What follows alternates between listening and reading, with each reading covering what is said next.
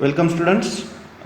Today we are going to learn about extrusion and speronization. In previous lecture we have finished with the mechanisms of granulation. Okay, and today's lecture I come up with a next topic in the granulation only, that is extrusion and speronization. It is one of the specialized technique for the granulation among your wet and dry granulation. Among these granulation, extrusion and speronization is also one of the specialized technique we can say for the granulation. Initially we will look towards the learning objectives of our today's lecture. After completion of this lecture you will able to firstly understand the process of manufacturing of spherical shaped granules, means exact spherical shaped granules, how we can manufacture exact spherical shaped granules, that we are going to learn today. Secondly, you will visualize the process of extrusion and speronization, means you are going to learn it by visualizing certain videos. I will show you some certain videos regarding extrusion and speronization, so that the concept regarding with the extrusion and speronization will be clear for you. These are our two learning objectives for today's lecture.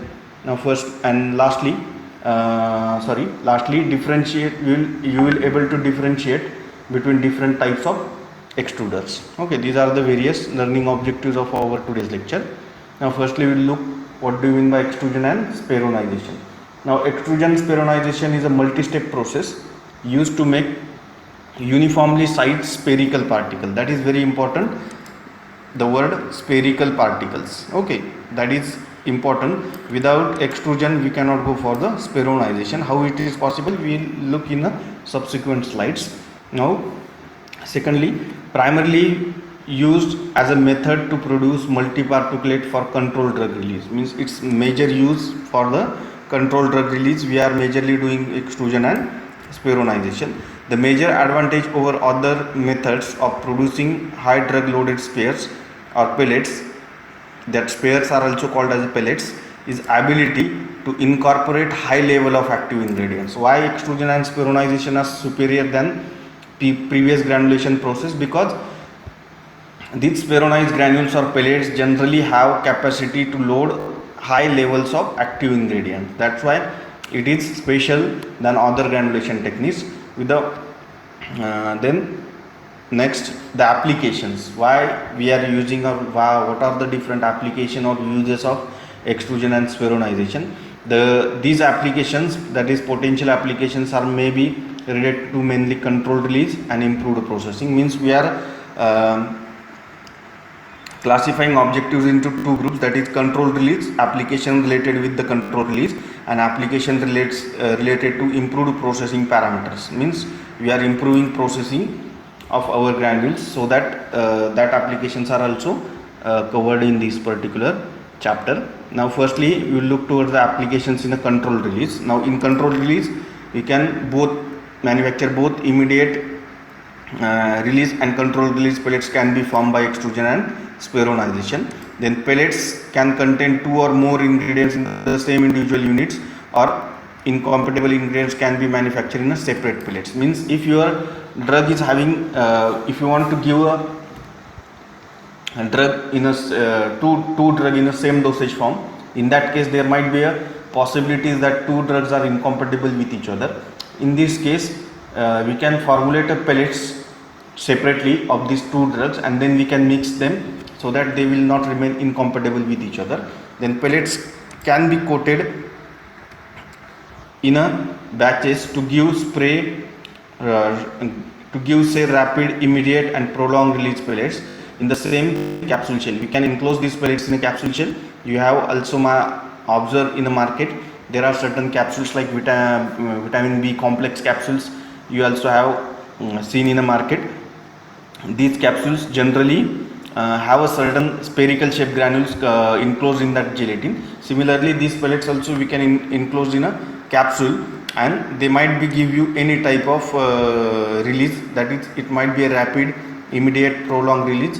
These are the application in a controlled release of drug. Now secondly, processing related application.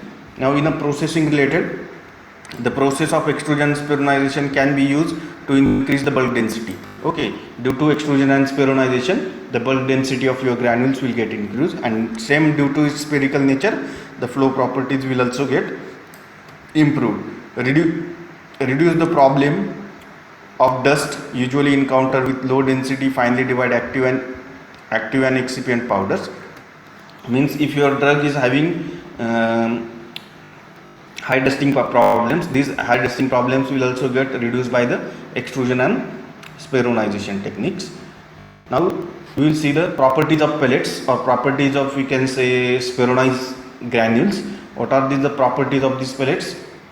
The good pellet, we can say, which will have uniform spherical shape, which will have uniform size, it will show good flow properties, then it should be reproducible packaging into hard gelatin capsule. Okay, then high strength, its strength should be high, then low friability, low dust, smooth surface, ease of coating, and once coated it should maintain all above properties and have desired drug release characteristics. Okay, these are the, you can say, standard properties we will look in a pellet or in a speronized granules. Then steps involved in a extrusion and speronization. Now which are the different steps generally extrusion and speronization will involve?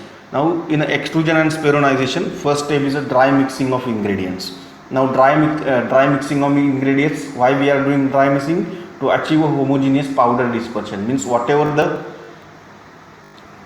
ingredients we are using for the mixing, these all ingredients we can mix in a suitable powder mixers, high speed powder mixer or high speed granulators also we can use for this powder mixing. Means in that particularly we are mixing our drug, diluent, then you can say your disintegrants, binders, these are all we are mixing, and that is your first step of extrusion and speronization. Now secondly, weight massing. Now we need to prepare a weight mass of this dry mix blend. Now weight massing, why we are doing weight massing? To produce a sufficiently plastic weight mass. Now in this case we need to prepare a plastic weight mass. What is this? You will come to know in a subsequent slide. In that weight massing, again we are adding our granulating fluid, or we can say binder solution, so that it will produce a weight mass. This is second step. Third step is that extrusion. Now what is extrusion and what is speronization? These are the two different words. Firstly, extrusion means to form a rod shaped particles of uniform diameter. Initially we need to prepare a rod shaped particles. That particular technique is called as the extrusion technique. Okay, this is our third step in preparing pellets or speronized granules. Then next, fourth step is a speronization. Now whatever the extruded or rod shaped particles are formed, these rod shaped particles should get converted into speronized granules. For that purpose we need a speronization techniques, and in that speronization is used to round up the rods into spherical particles. And then next step is a drying. After preparation of spherical granules, we can dry this granule. Why we are needing a grind? To achieve the desired final moisture contents. You will get a final moisture content. For that purpose we will require a drying. And lastly, the screening, that is optional step. Sometimes we will do the screening or sometimes we avoid doing the screening.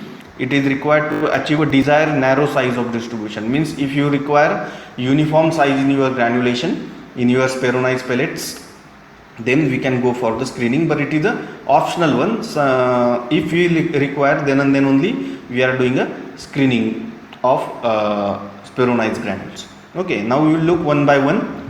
First step is a drying of mixing ingredients. Now in drying of mixing ingredient, this is normal powder mixing equipment you will require. Simply you can mix your powders in a suitable blender, in a suitable mixer. Sometimes we are using high speed granulator for the mixing purpose also. Okay, for that purpose we are using only normal powder mixing equipment we will require for the mixing of powder to form a uniform powder blend. Okay, then second step is important, that is weight massing technique. Now in that, this stage is also employed for the normal equipment, whatever the equipment we are using for the wet granulators. These wet granulators we can use for the weight massing, and process is used in a wet granulation. Same process we are implement here, whatever the process we are doing for the wet granulation. Now there are two major differences in the granulation step that is wet granulation step, compared with the granulation for compaction, that is amount of granulating fluid.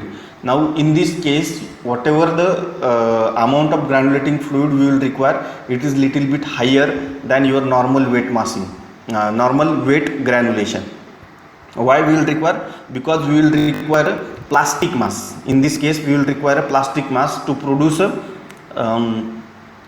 rod shaped particles. It is not possible that we can only form a dump mass. We will require a plastic mass, so that here we will require a higher amount of granulating fluid. And secondly, the importance of achieving uniform dispersion of fluid, and that particular binder solution should get uniformly distributed in your whatever the powder mass you are forming, all over the powder mass, it should get uniformly distributed. That is the difference between wet mass formation in wet granulation and wet mass formation in a extrusion technique. Okay, the next point is the amount of fluid needed to achieve the sphere or uniform size and sphericity is likely to be greater than the similar tablet granulation. Means whatever the amount of fluid we are using in a normal tablet granulation, in this case, in case of extrusion, we will require slightly a slightly high amount of wet fluid to prepare a wet massing. Okay, and then lastly, poor dispersion will produce poor quality product. If it is not up to the mark, that wet mass is not formed up to the mark, that is plastic, then the whatever the product you will get, it is of a poor quality. Then come to the important point, that is extrusion. Now extrusion is the process to produce a rod shaped particles of uniform diameter. That is very important. It is a process to produce a rod shaped particles of uniform diameters. Means whatever in this process we are doing, we are producing rod shaped particles of uniform diameter from the wet mass. Whatever the wet mass we have formed in a second step, from that wet mass we are going to form a rod shaped particle. The wet mass is forced through, it is important, this wet mass is forced through the dies and shaped into small cylindrical particles with uniform diameters. Means whatever this wet mass is there, this wet mass we need to force through the dies. There are the dies, you are going to look it in the videos in a subsequent slide. Okay, wet mass is there, that wet mass we need to forcefully pass through the dies, and that after passing through the dies, that wet mass will convert into a small cylindrical particles. Okay, that is particular technique of extrusion. The extruded particles break at a similar length. Okay, whatever the extruded particles are there, it will get break at a similar length under their own weight. Due to their own weight, we don't need to cut them in a lengthwise, but due to their own weight, it will get cut down in a similar weight. The extruded must have enough plasticity to deform. Okay, that is the requirement of extrusion. Means whatever the extruded, that is rod shaped particles we have formed, it should have enough plasticity, but not so much that extruded particles adhere to each other. Okay, it should not be that much that one extruded particle should get stick to the another particle. Means it should have enough but not so much, so that it will not stick to the other particles. Then next, there are many designs of extruder, but generally they can be divided into three classes based on their feeding mechanism. Now the equipments used for the extrusion are called as extruders. Okay, to prepare rod shaped particles, whatever the equipments we are using, these equipments are called as extruders, and these are extruders are classified into three groups. Which are these three groups? These are the extruder groups. The first extruders are classified into three groups depending upon its mechanism of feeding. How we are feeding our weight mass to the extruder, depending on that mechanism, they are classified into three groups. The first group is screw feed extruders, the second group is gravity feed extruders, and the third group is a piston feed extruders. Okay, these are the three types of extruders we are generally using. In that, firstly we will look towards the screw feed extruders, again classified into two, that is axial, or it is also called as the end plate, and secondly radial screw feed extruders. Okay, then gravity feed extruders are generally a cylinder roll and gear roll. These are the two types of gravity feed extruders, and piston feed as one of it is only one we can say the extruder available in that mechanism, that is piston feed extruders. Okay, these are the various types of extruders available which will able to convert your wet mass into a rod shaped particles. Now nextly we will see how it will work. Now firstly we have seen the screw feed extruders. Now here screw feed extruders you can observe that is axial and radial. Now in this figure you can observe that this is a screw. Okay, this is a screw. Whatever this you will observe, this is a particularly a screw. Okay, this screw is continuously rotating in this direction. Okay, this is a direction of rotation of your screw, and the feed we can feed from here. Okay, and that feed will forcefully feed to the this chamber, and from here it will come out as a extruded particles, and it will get break down at a certain length, and you will get a rod shaped particle in a axial one. Then in a radial similar thing is there. Okay, but the screw movement, instead of coming from a one end, the extruded particles radially come from the cylinder. Now here this particular screw rotates in this direction. Okay, and with this rotation it will completely we can say forcefully pass your particular weight mass through these particular dies, and you will get a extruded of a uniform size. Now we will look towards the video. You will get a clear idea about this particular we can say screw feed extruders. Okay, just wait a minute, I will show you video. Now look at this video, you will get an idea about what is actually your, you can say, axial and radial way to produce a rod shaped particle or extruded. Just look at the video. Okay, this is a axial one. You can observe this is the formation of high quality dense extruded. Okay, and it will get breakdown upon its weight. When its weight will reach up to particular size, it will ultimately get break, so that you will get a uniform size of extruded. This is axial way to produce a extruded or rod shaped particles. You can clearly observe in this figure, it will having high capacity, high quality, then fully safe, interlocked, then it is integrated, water jacketed. Okay, this is a now radial extrusion with same benchtop equipment, same equipment. Now this is a radial movement, how it will produce a extruded. Now this is a radial movement of production of extruded particles. Okay, all of you getting this?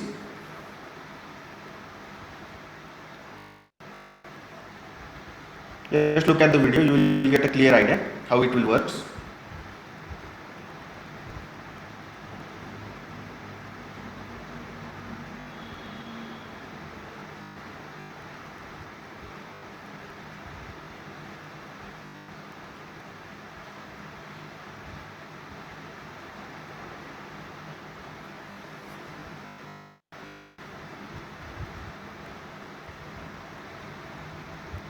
This is a radial type of extruders, and you will get extruded in a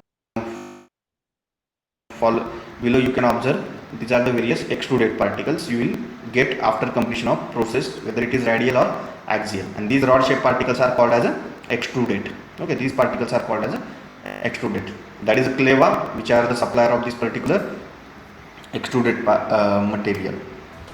Now just listen to the video, you will get idea. For controlled release applications, extrusion precedes spheronization, where spherical granules are needed for subsequent pellet coating and encapsulation operations.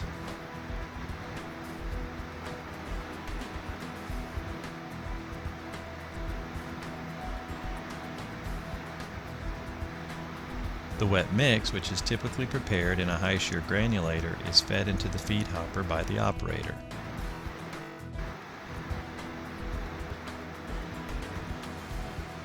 Twin screws transport the wet mix to the extrusion zone, where it is wiped through the screen of the dome die to produce well-formed, cylindrically extruded material of a controlled diameter. The extruded material bends under its own weight after leaving the dome die and breaks off into segments of irregular length. Now, in the same second mechanism of extrudation is gravity feed extruders. Now, in a gravity feed extruders, generally, here the feeding mechanism is your screw. That's why we are calling it as a screw feed extruders. And in second way, here the feeding mechanism is your gravity. Means we are feeding from the top. Okay, and due to gravity, the feed will move towards the down. Now, you can observe here it is a screw feed extruders because the feeding mechanism is due to the screw, or action of feeding is due to the screw. Here the action of feeding is due to the gravity. We can put our granules from one side, and due to the gravity it will move downwards and it will pass through these dies, oppositely rotating dies. Okay, and you will get a spherical shape, rod shaped particles. That's why these extruders are called as a gravity feed. In that, firstly we can classify it into cylinder, and secondly we can classify it into gear. Now in this particularly cylinder, here it consists of two cylinder. One is having a die like a porous structure, so that second cylinder will forcefully force this material through these dies and it will give you a rod shaped extruded. Okay, this is called as a cylinder. Now secondly, there is a gear. Okay, all of you know gear, whatever the gear action or whatever the gearbox we are having in our vehicles. Okay, similar like gearbox is there, and in due to that gear action only, here due to that gear action, these particles will get converted into the rod shaped particles. That's why it is called as a gear. Okay, these are the two mechanisms. Now last mechanism is that that is piston feed mechanism. In this, the feeding mechanism is due to the piston action. How it will works, I am drawing a figure, just look at the figure. Suppose this is a piston feed type of extruders. Okay, it consists of one piston. Okay, whatever these two lines I am indicating, this is nothing but a piston. Okay, this is a piston, and in that particularly through this opening we are feeding this. Suppose here we have feed our we can say powder mixture, and this piston consists of a dies at one end. Okay, and this piston will move like this towards this, and it will suppose here your piston will come and the powder here will get forcefully passed through these particular pores. Okay, this particular action is called as a piston action, and that's why this extruder is called as a piston extruder. I didn't get the video for this particularly gravity feed extruders and piston feed extruders. That's why I am explaining it over here only. If I will get a video, I will share it in our Google Classroom also. But I have you will come to know the basic of axial and radial. By same way, it will form rod shaped particles in a cylinder and gear, but the feeding mechanism is different, and there is this is your, we can say, piston type.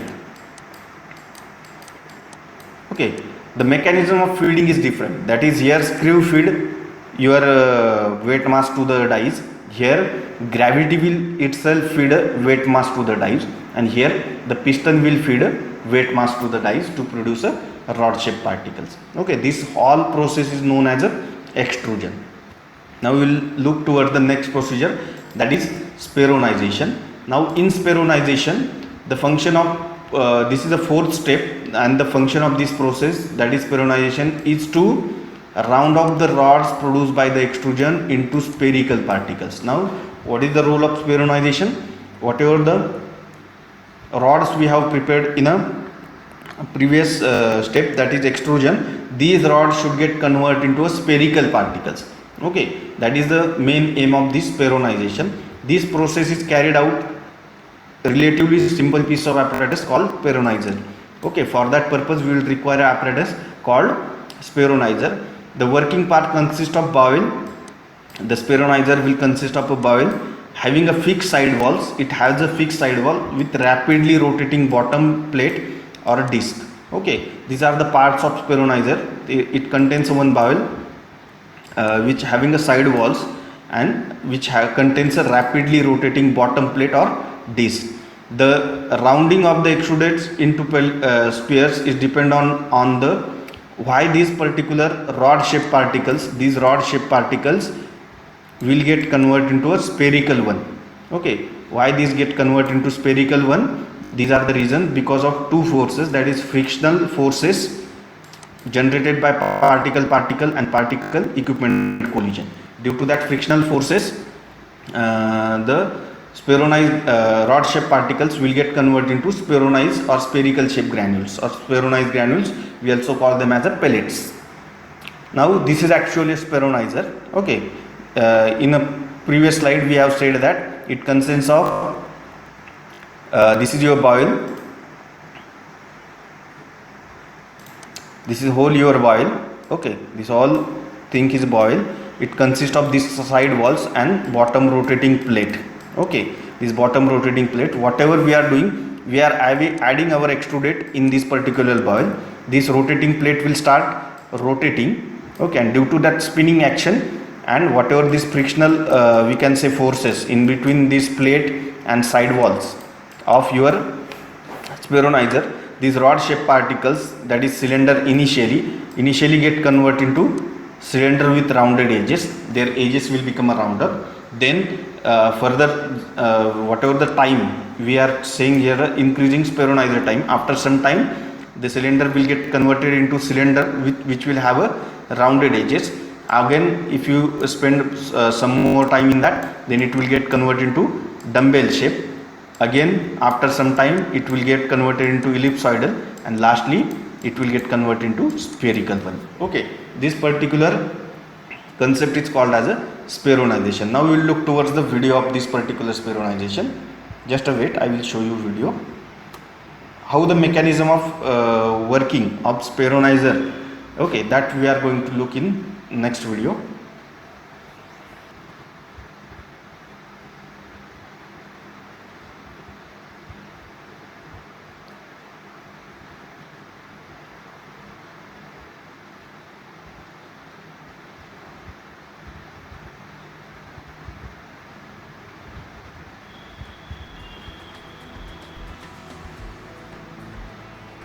This is our rod shaped particles. Spheronization is the technique of converting extruded or irregularly formed particles into a rounded or spheroid form. Spheronization has been used in the industry for more than 30 years without major modification.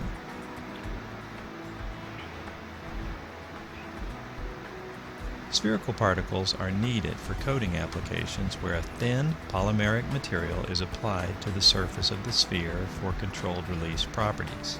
Rounded particles are better for coating because sharp edges tend to have less coating material at the peak. The extruded material, also known as pellets, are fed to the spinning friction plate and thrown against the marumerizer bowl, forming twisting ropes. Collision of particles with the wall of the bowl, the friction plate, and with other particles results in the deformation of the pellets into spheres. Another benefit of spheronization is the reduction in fines. Breaking off of sharp edges results in very small particles called fines, which can negatively affect the flow of product in the fluid bed and can clog the filters. The spheronizer separates a majority of the fines from the batch prior to discharge. The final particle shape is time and formulation dependent. Once the desired particle shape is achieved, the discharge valves are opened and the batch is collected for subsequent coating and packaging operations.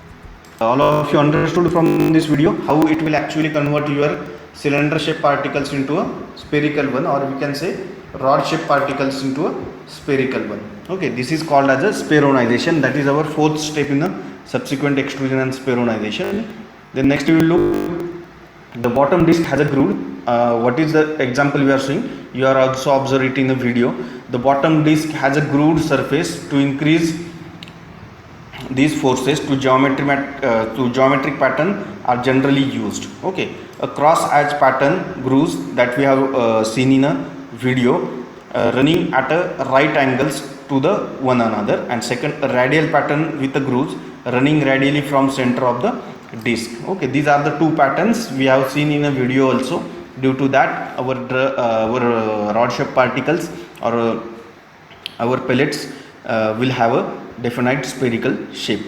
If the moistened mass is too dry, the spheres will not be formed. The rods will be transformed as far as dumbbell. If moistened mass is too dry, means if it is not having subsequent binding liquid, or you can say fluid, then the spheres will not form.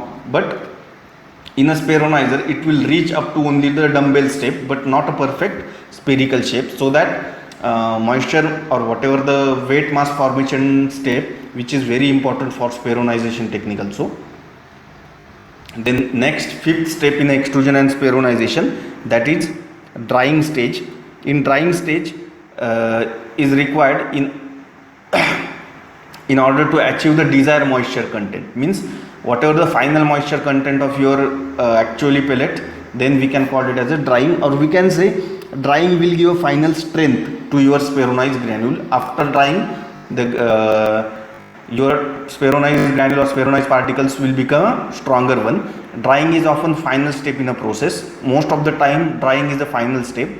Drying of the pellet can be accomplished by using a tray dryers or fluidized bed dryers. Whatever the dryers we are using for the drying of weight granulation, same dryers we can use for the drying of these pellets, or we can say spheronized granules. Then if solute migration occurs during the drying of the weight spheres, this may result in, what do you mean by solute migration? Now I am going to tell that.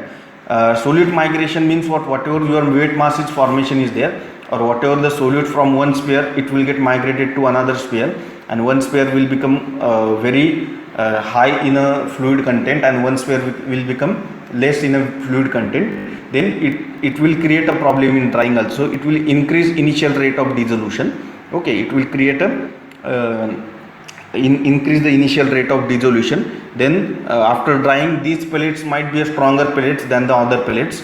Then modified surfaces might be reduced, and adhesion of added films and coats, means these spheres may get added to another spheres, and that will create a problem. That's why solute migration is avoided in this particular drying step. Then next, screening. As in a previous slides also we have seen, the screening is an optional step. Okay, it may not be necessary, but sometimes we are doing a screening of spheronized granules also. Screening may be necessary in order to achieve the desired narrow size of distribution. Means if you require fine size of distribution, or you will require uniform size of our granules, then and then only we will doing screening in case of extrusion and spheronizer. Normal sheaves are used. Whatever the normal sheaves we are using for the granulation or for the powder shifting, these sheaves are also we can use for the screening of our spheronized granules. If all the previous stages are performed efficiently with the careful development of process and formulation condition, this step may not be necessary.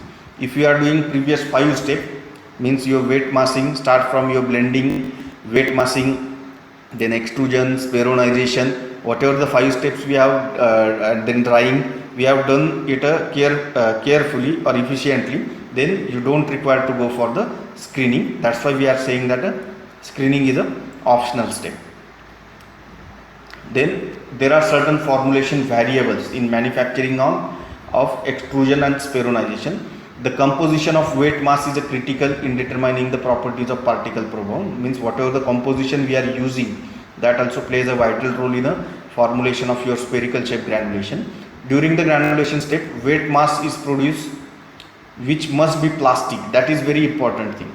Okay, whatever this weight mass is we are forming, this should be plastic one. It should be deformed when extruded and break off. Okay, extruded should have a deformation property and should have a break off property to form uniformly sized cylindrical particles which are easily deformed into spherical particles. Means these cylinders will have a ability to easily get converted into spherical particles. That's are the variable.